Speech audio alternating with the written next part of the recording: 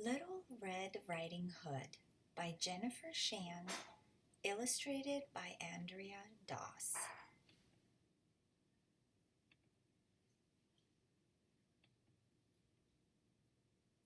Once upon a time, there was a young girl who lived in a village near the woods with her mother and father.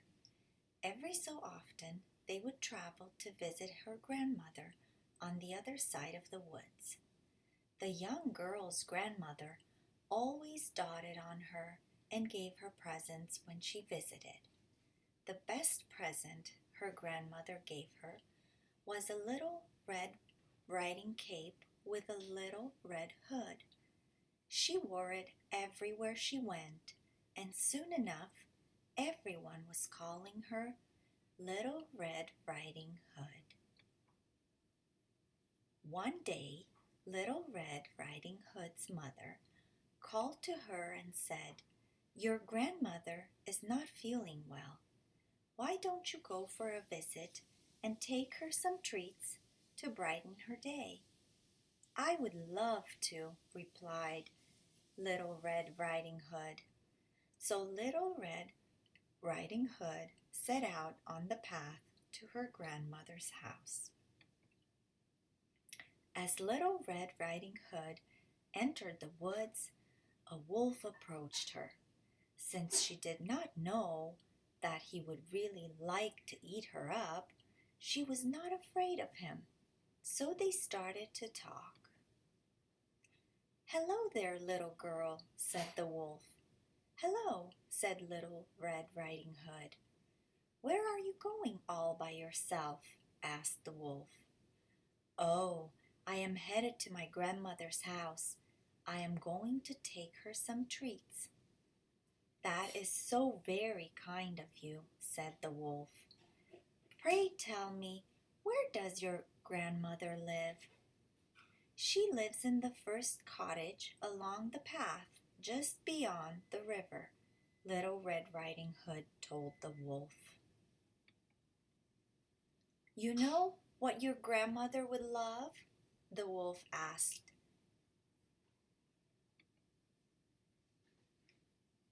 As he was concocting a plan, "You should pick her some wildflowers to make a bouquet."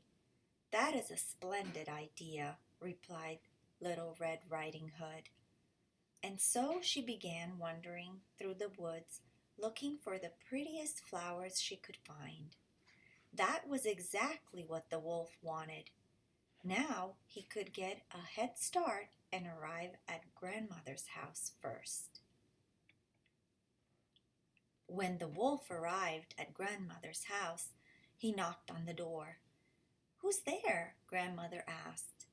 "It's your granddaughter," the wolf replied in a high-pitched voice, trying to sound like Little Red Riding Hood. "I have some treats for you." "Oh, how nice," said grandmother. "Pull the latch, my dear, and come on in." The wolf burst into the room and tried to grab grandmother, but she was surprisingly quick on her feet and managed to get away. She immediately ran off to get help. "Oh well," thought the wolf, "I can still wait for the little girl." He looked around for one of grandmother's nightgowns as he concocted another plan. A short while later, Little Red Riding Hood came to the door. When he heard the knock, the wolf once again disguised his voice, this time to sound like grandmother. "Who is it?" "It's me, Little Red Riding Hood," she replied.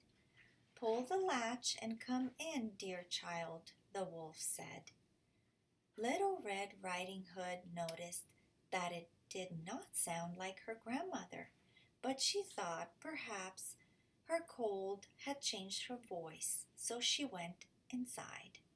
She approached her grandmother's bed and noticed she did not look like herself either. "Grandmother, what big arms you have!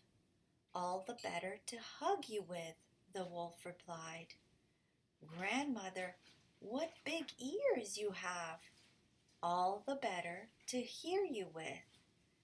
Grandmother, what big eyes you have! All the better to see you with. Grandmother, what big teeth you have!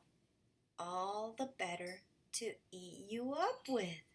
And with that, the wolf jumped out of bed and chased after Little Red Riding Hood. Fortunately, just then, Grandmother returned with some help from a woodcutter who was working nearby in the forest. The three of them chased the wolf out of the house, into the woods, and all the way to the river.